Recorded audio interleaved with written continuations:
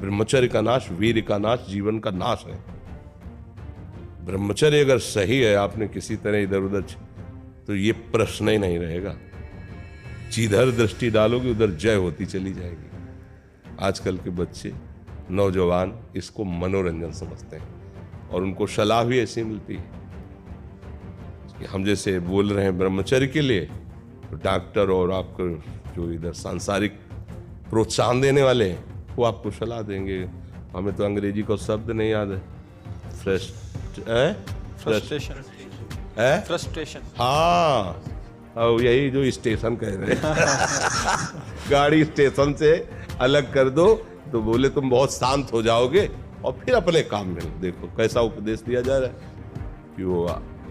तो ये जो कमियां है ना, ये कोई भूत नहीं है जैसे लोग कहते हैं ना, पता नहीं कौन, ऐसा कुछ नहीं, गंदी आदतें हैं, इन पर संयम लाओ। आप समझ रहे, स्वीकार करते हो हमारी बात कि इसमें आपको संशय है?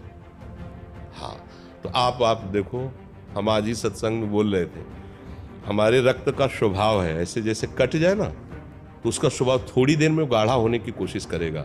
यदि कहीं फ्लो वाली नस कट गई तब तो आपको वहाँ डॉक्टरी की जरूरत है। अगर ऐसे कहीं त्वचा में ऐसे, तो उसका स्वभाव गाढ़ा हो जाना, वो थोड़ी ही देर में वो अपने आप को बांध लेगा, क्योंकि रक्त का एक स्वभाव होता है।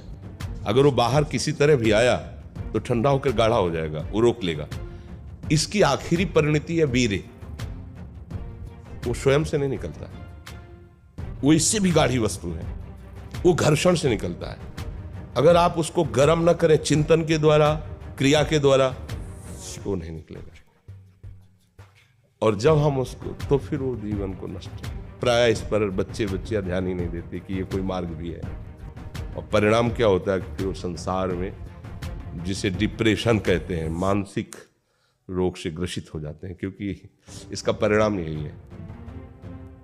या तो आपको प्रमाद और आलस्य युक्त होकर समाज से अलग पड़ा रहना पड़ेगा, और या फिर आखिरी कि आत्महत्या कर लें, ऐसी सलाह आपका मन देगा, ऐसी स्थिति में पहुंचा देगा।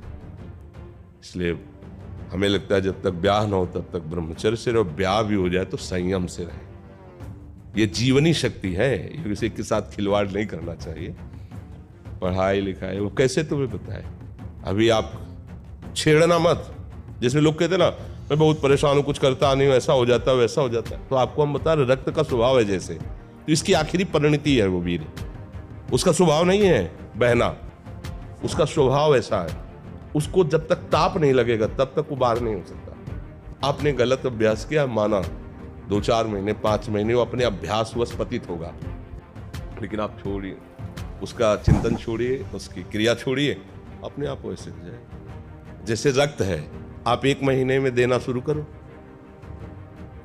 जो देने का नियत कितना, 100-200 ग्राम 500 ग्राम जो भी दिए, 3 जो भी आप दीजिए, हर महीने तैयार हो जाएगा। और आप ना दीजिए तो आपके शरीर को अभ्यास हो जाएगा, आप दीजिए तो शरीर को अभ्यास हो जाएगा। वो शरीर, अगर आप रोज 300, तो फिर क्या होगा, आप मर जाओगे। समझ रहे हो ना? ऐसे शरीर की क्षमता, जैसे डॉक्टर जन के देखते हैं तुम्हारी क्षमता नहीं खून देने की, चलिए, क्योंकि अगर निकाल लोगे क्षमता नहीं तो उसकी हानि हो जाएगी। हाँ, तुम्हारी क्षमता है, तुम्हारे अंग ठीक है, तुम स्वस्थ हो, महीने में ऐसा या जो समय अवधि सोचो, रक्त की आखिरी परिणति वो है वीर्य। और आप क्या कर रहे हैं, रोज कई बार, आपका परिणाम क्या होगा? अगर रोज वो खून निकाला जाए तो आदमी की हालत क्या हो जाएगी? खून की आखिरी परिणति है, अन्न रस जो हमने पाया उसकी परिणति धीरे धीरे परिवर्तित होते हुए मांस, मज्जा, रक्त, इनके वो आखिरी सप्तम धातु है वीर्य। और उसके साथ ऐसा खिलवाड़, कैसा जीवन होगा आपका? तो इस पर कोई विचार ही नहीं करता, समझता है ये तो केवल बाबा जीओं का विषय। नहीं, आप मनुष्य शरीरधारी हो, आपको भी संयम से चलना है। और जब तक ब्याह हो तब तक तो संयम से ही चलना चाहिए। बच्चियों को तो गृहस्थी में अच्छे गृहस्थ बनेंगे जाकर, फिर उनकी हानि नहीं हो पाएगी उतनी। अब पहले से ही तो फिर अब वो पढ़ाई में मन कैसे लगे जब आपके पास पढ़ाई वाली सामग्री ही नहीं रह गई। पहले क्या होता था, जैसे गुरुकुल में स्मृति आपकी कमजोर हो रही तो मेधा शक्ति बलवान करने के लिए ब्राह्मी उसको पिलाई जाती थी। ब्राह्मी है, ये चीजें क्यों? क्योंकि उनमें इतनी शीतलता, उनमें पौष्टिकता है कि वो वीर का वर्धन करके वीर को रोकेंगी। खास बात उसमें होती थी। अब हम इस बात को ना समझ करके फ्रेंड बनाते हैं और वो विनाश का खेल खेलते हैं जो हमारी सारी सांसारिक और पारमार्थिक दोनों उन्नति का नाश कर देता है। अब उस प्रश्न का क्या होता है? अब उसके लिए क्या सलाह?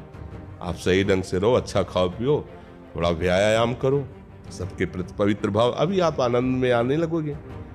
और जैसी आदतें आजकल हो रही है, आनंद वाली तो है नहीं, ये तो पतन वाली ही है।